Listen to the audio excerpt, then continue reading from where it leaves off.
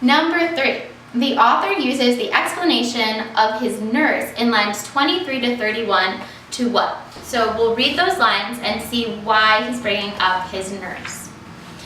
So it says, I told my old nurse after a day or two of dumb dread what I had seen. She laughed and told me that a certain Mrs. Holder, an elderly widow who was a dressmaker, had been to see her about some piece of work. They had turned out the nursery lights and were going downstairs when some questions arose about this stuff on the frock, whatever it was. Mrs. Holder had mounted on a chair to look close at the stuff by gaslight, and this was my bogey. So it's saying exactly what happened. So he's thinking it's some creepy statue, maybe a ghost, and it's actually just a pretty literal story that just happened to scare him and freak him out. So looking at the answer choices, A says terrify the reader.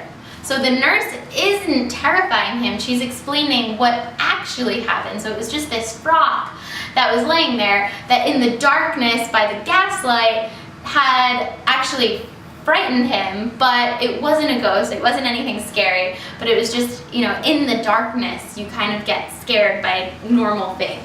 So her story is to explain what actually happened and not frighten him. So A is going to be out. B says make fun of his nurse. So he's not making fun of his nurse, he's just going to her to tell her about what happened, and she's explaining exactly what it was.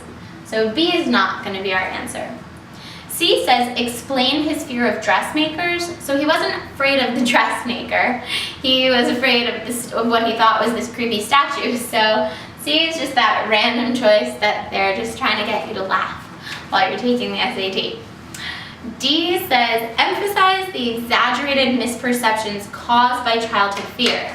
This is exactly what happened.